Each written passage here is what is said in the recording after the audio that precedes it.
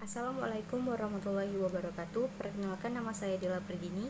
Saya dari kelas A pagi, kelompok 4. Di sini saya akan menjelaskan tentang fungsi kajian pustaka, yaitu kajian pustaka dalam tesis atau disertasi merupakan indikator penting dari validitas penelitian karena diperkuat oleh data sekunder oleh Todi 2006. Kata pustaka meliputi semua sumber kedua dari penelitian yang dilakukan, seperti teks tertulis, film, audiotape, presentasi, kuliah, diari yang ditulis tangan, sumber arsip, peraturan perundangan, artefak, CD, DVD, dan tesis oleh Todi 2006 halaman 89. Selanjutnya, kajian pustaka yang dalam bahasa Inggris disebut The Literature Review menurut Cambler dan Thompson 2006 halaman 34 dan 35 mengandung beberapa makna. Pertama, kata the atau a dalam bahasa Inggris menunjukkan bahwa kajian pustaka merupakan objek tunggal yang penting yang ada dalam tesis dan secara konvensional dipaparkan dalam bab 2. Apakah kita menggunakan kata the atau a literature review secara linguistik? Menurut Cambler dan Thompson, kata literature review sering dianggap sebagai a piece of writing daripada sebagai bagian yang dipakai dalam tesis secara keseluruhan. Selanjutnya, dengan demikian, dalam banyak tesis, kajian pustaka ini sering tidak dihubungkan dengan bab-bab lainnya dalam tesis, dan apa yang diuraikannya tidak dihubungkan dengan penelitian yang dilakukan. Yang lebih mengkhawatirkan lagi, menurut Cambler dan Thompson 2006 adalah implikasi bahwa kajian pustaka ini hanya ditulis satu kali saja, yakni di awal penelitian, dan hanya sedikit revisi di akhir penelitian setelah pengumpulan data dan analisis data. Assalamualaikum warahmatullahi wabarakatuh. Nama saya Derahmawati, saya dari kelas A pagi. Di sini saya akan menjelaskan tentang elemen kajian pustaka. Elemen kajian pustaka, syarat esensial dari kajian pustaka yang baik. Menurut Berkan-Kotter dan Hawkins 1995 dan Pirca 2005 adalah adanya 1. Evaluasi dan kutipan tentang bidang yang diteliti. 2. Usaha dari kajian pustaka itu untuk menghubungkan hasil karya yang dikaji dengan tesis atau penelitian itu sendiri, baik secara langsung maupun tidak langsung. Kajian pustaka yang baik, kalau memungkinkan, harus menunjukkan perbedaan atau kekurangan dari pustaka yang dikaji berkaitan dengan apa yang diteliti dalam tesis atau disertai yang ditulis, berkaitan dengan kutipan yang merupakan referensi eksplisit terhadap pustaka sebelumnya. Dilihat dari teori literasi kritis dan berpikir kritis, kutipan merupakan indikasi bahwa teks yang ditulis bersifat analitis menurut Wallace 2001, dan argumen yang dibangun dalam teks itu sangat kritis. Selanjutnya adalah kegagalan menulis kajian pustaka menurut Sweetman 2000 adalah menyeimbangkan dengan benar penggunaan quotation dari hasil karya orang lain dengan critical gloss dan komentar evaluatif kita. Kesalahan utama dalam literature review adalah kita menulis referensi secara bebas tanpa memikirkan bagaimana literatur itu cocok dengan teori dan tema penelitian kita. Lalu ada beberapa prinsip untuk memilih referensi menurut Sweetnam. Yang pertama, referensi itu berkenan dengan teori yang mendasari penelitian yang dilakukan. 2. Referensi itu membuat pernyataan pasti tentang salah satu aspek dari penelitian yang dilakukan. 3. Berkaitan dengan bidang penelitian kita atau melengkapi teori dari bidang yang dikaji. 4. Memperlihatkan penghargaan terhadap pekerjaan orang lain. 5. Membantu mengembangkan argumen yang bertatuan dan berkesinambungan. 6. Mendefinisikan keadaan sekarang dari bidang yang kita teliti. Sekian presentasi dari saya. Terima kasih. Assalamualaikum warahmatullahi wabarakatuh. Perkenalkan, nama saya Mas Mudin. Saya dari kelompok 4. Di sini saya akan menjelaskan proses penulisan kajian pustaka. Pada penulisan kajian pustaka, menurut Todi, melalui satu proses dengan tahapan mencatat, meringkas, mengintegrasi, menganalisis, dan mengkritisi. Untuk tahap pertama yaitu mencatat.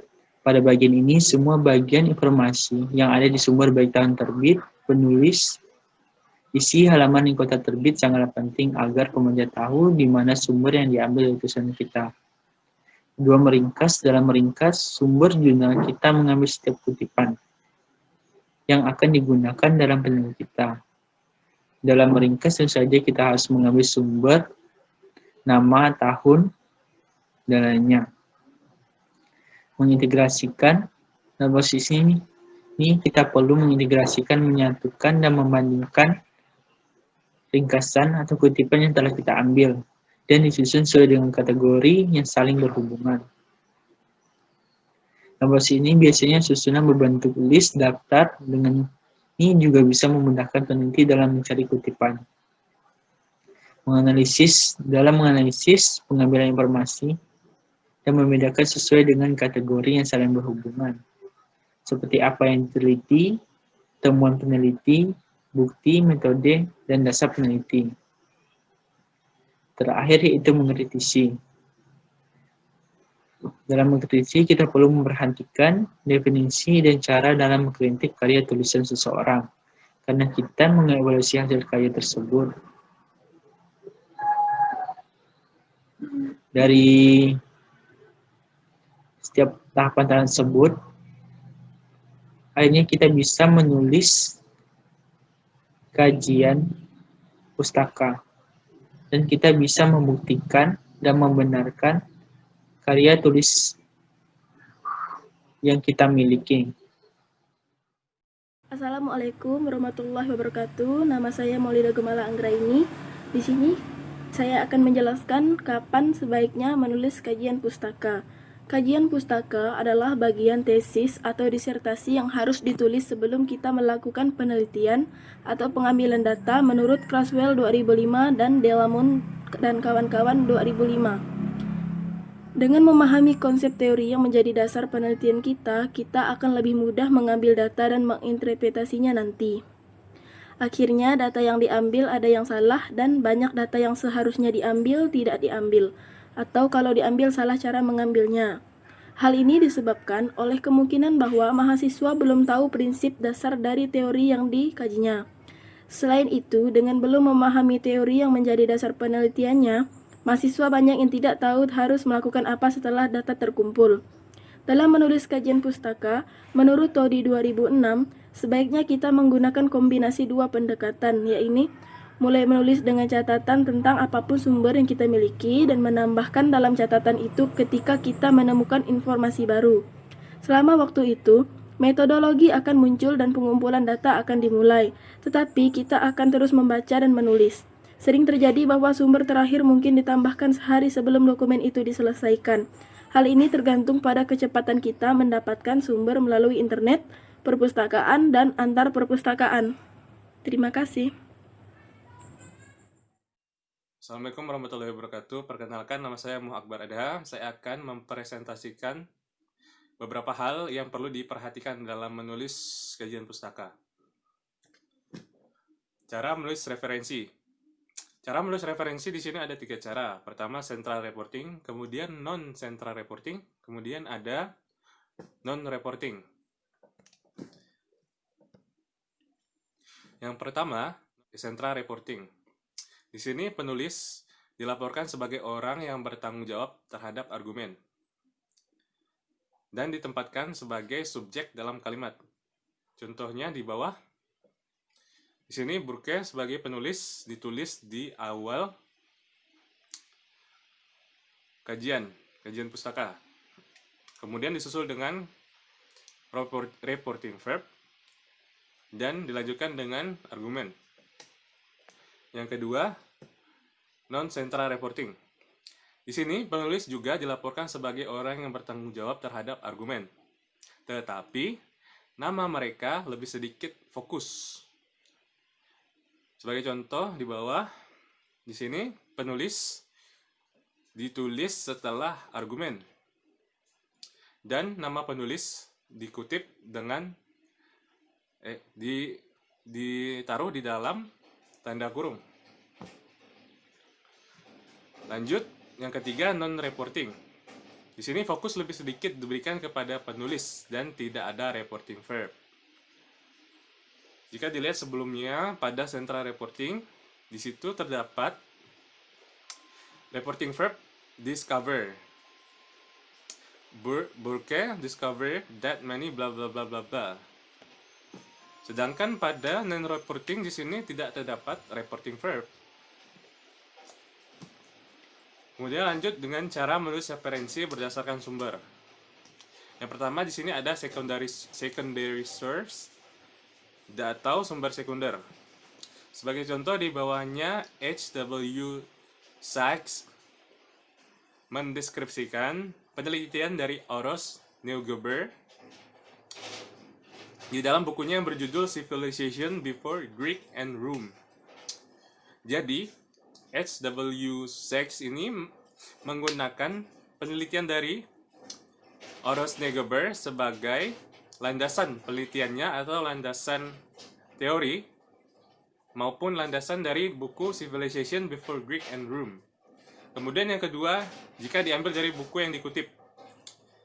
Pertama, penulisannya di depan ditulis dengan nama penulis, dilanjutkan dengan tahun, kemudian nama buku. Nama bukunya di sini ditulis miring. Kemudian kota diterbitkan, dilanjutkan dengan nama penerbit. Penulisan juga bisa menggunakan kata quoted in atau dikutip dari. Sebagai contoh, dikutip dari Civilization Before Greek and Rome atau quoted in Civilization Before Greek and Rome dan lain-lain. Kemudian yang ketiga, jika diambil dari bagian buku atau bab yang dikutip.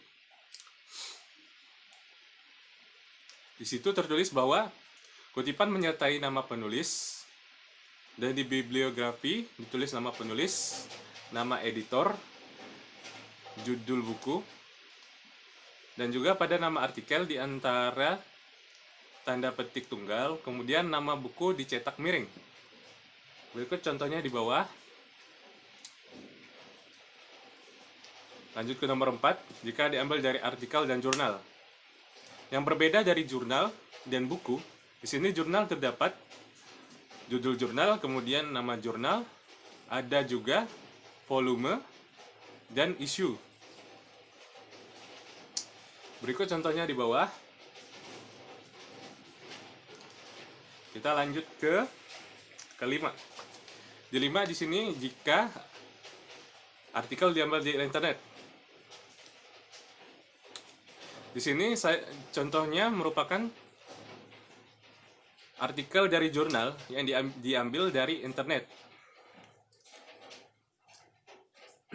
Penulisannya kurang lebih seperti penulisan jurnal, hanya saja harus diperhatikan bahwa di akhir dari isu di situ ditulis ada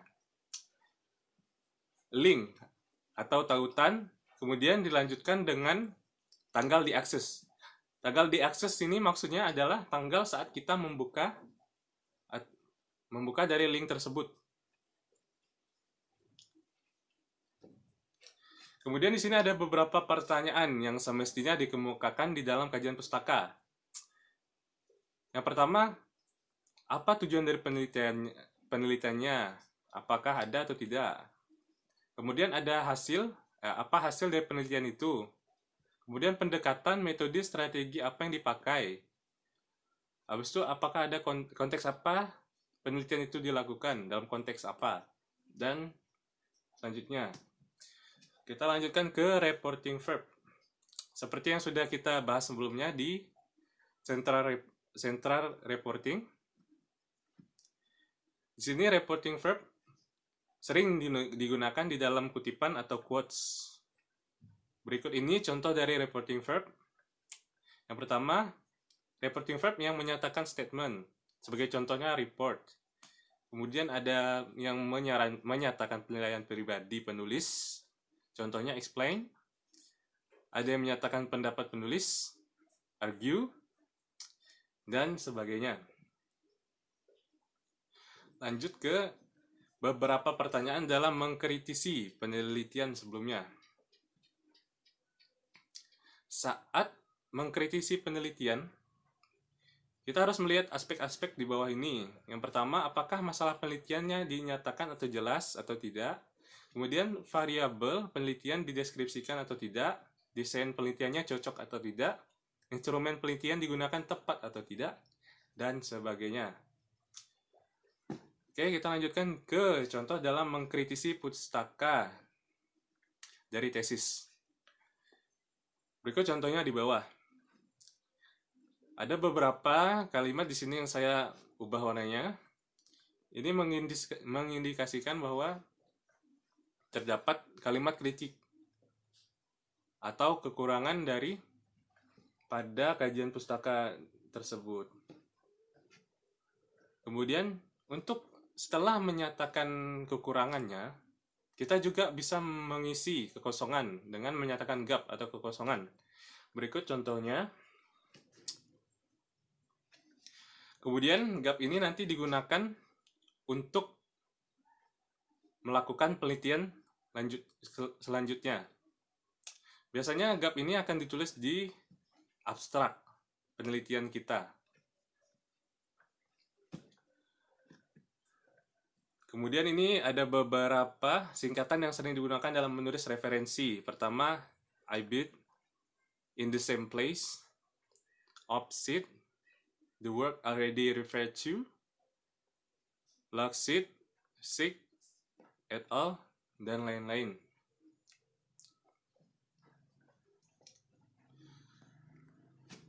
Sekian penjelasan dari saya. Terima kasih. Wassalamualaikum warahmatullahi wabarakatuh. Assalamualaikum warahmatullahi wabarakatuh. Hello everyone, saya Azhari Darmawan dari grup 4. Nah, kelas A pagi. Di sini saya akan mempresentasikan bagian saya, yaitu masalah atau kegagalan dalam menulis kajian pustaka. Nah, bisa kalian lihat sendiri di PowerPoint ini. Nah, di buku Emilia terdapat 8 poin masalah atau kegagalan. Nah, yang akan saya jelaskan di video ini hanya 5 poin saja. 3 poin berikutnya akan disampaikan oleh teman saya. Oke, langsung saja kita ke kesalahan pertama. Nah, menurut Kamler dan Thompson dan Brown 2006, kegagalan yang paling besar adalah bahwa mahasiswa tidak sadar menulis kajian pustaka tidak bisa satu kali dan kemudian disingkirkan atau disimpan, sementara kita menyelesaikan tesis atau disertasi kita.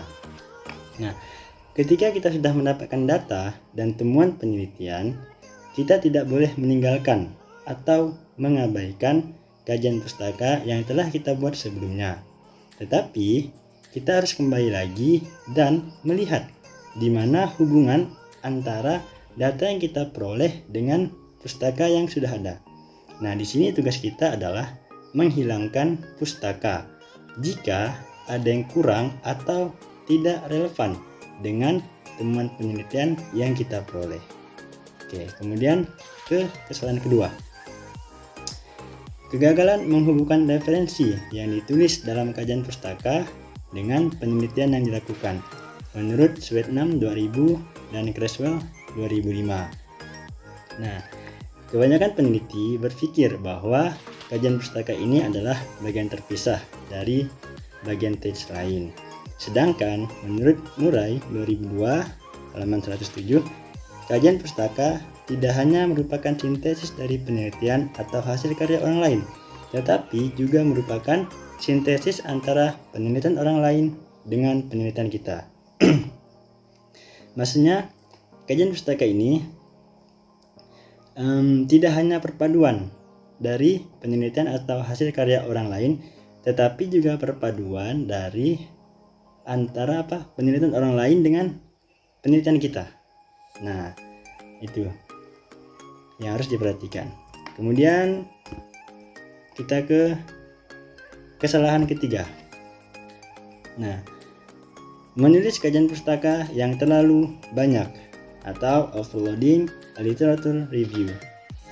Menurut Rudestam dan Newton 1902, Thomas dan Brubaker 2000, Evans dan Gruber 2002. Nah, intinya di sini ialah